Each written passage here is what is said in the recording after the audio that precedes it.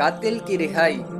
Baghdad کے حاکم ابراہیم بن اسحاق نے ایک رات خواب میں حضور اکرم صلی اللہ تعالی علیہ وسلم کو دیکھا اور حضور نے اس سے فرمایا قاتل کو رہا کر دو۔ یہ حکم سن کر حاکم بغداد کانپتا ہوا اٹھا اور ماتحت عمل سے پوچھا کہ کیا کوئی ایسا بھی مجرم ہے جو قاتل ہو؟ انہوں نے بتایا کہ ہاں، ایک ایسا شخص بھی ہے جس پر الزام قتل ہے۔ حاکم بغداد نے کہا اسے میرے سامنے لاؤ۔ چنانچہ اسے لایا گیا۔ حاکم بغداد نے پوچھا کہ سچ سچ بتاؤ، واقعہ کیا ہے؟ اس نے کہا سچ کہوں گا، جھوٹ ہرگز نہ بولوں گا۔ بات یہ ہوئی کہ ہم چند آدمی مل کر عیاشی و بدمعاشی کیا کرتے تھے۔ ایک بوڑھی عورت کو ہم نے مقرر کر رکھا تھا جو ہر رات کسی بہانے سے کوئی نہ کوئی عورت لے آتی تھی۔ ایک رات وہ ایک ایسی عورت کو لائی جس نے میری دنیا میں انقلاب برپا کر دیا۔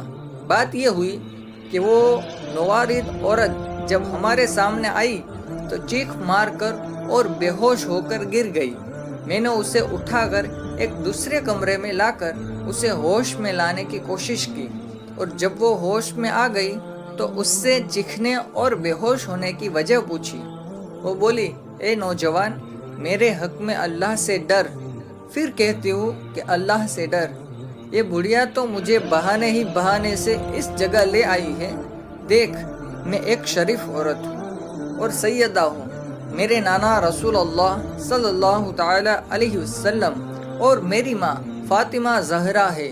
خبردار، اس نسبت کا تو لحاظ رکھنا اور میری طرف بد نگاہی سے نہ دیکھنا۔ میں نے جب اس پاک عورت سے جو سیدہ تھی یہ بات سنی تو لرز گیا اور اپنے دوستوں کے پاس آ کر انہیں حقیقت حال سے آگاہ کیا اور کہا کہ اگر عاقبت کی خیر چاہتے ہو تو اس مکرمہ و معظمہ خاتون کی بے ادبی نہ ہونے پائے۔ میرے دوستوں نے میرے اس واعظ سے یہ سمجھا کہ شاید میں ان کو ہٹا کر خود تنہا ہی ارتکاب گناہ کرنا چاہتا ہوں اور ان سے دھوکہ کر رہا ہوں۔ اس خیال سے مجھ سے لڑنے پر آمادہ ہو گئے۔ میں نے کہا میں تم لوگوں کو کسی صورت میں اس امر شنا کی اجازت نہ دوں گا۔ لڑوں گا، مر جاؤں گا، مگر اس سیدہ کی طرف بد نگاہی منظور نہ کروں گا۔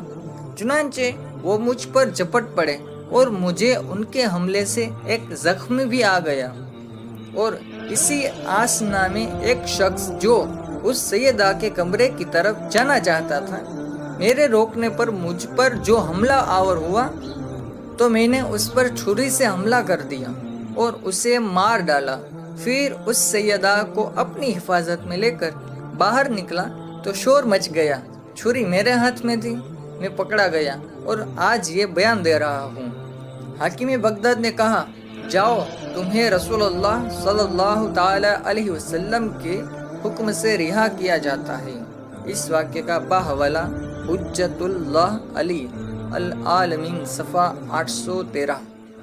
اس واقعے سے سبق ملتا ہے ہمارے حضور صلی اللہ تعالی علیہ وسلم اپنی امت کے ہر نیک و بد آدمی اور ہر نیک و بد عمل کو جانتے اور دیکھتے ہیں، اور یہ بھی معلوم ہوا کہ حضور کی نسبت کے لحاظ و ادب سے آدمی کا انجام اچھا ہو جاتا ہے۔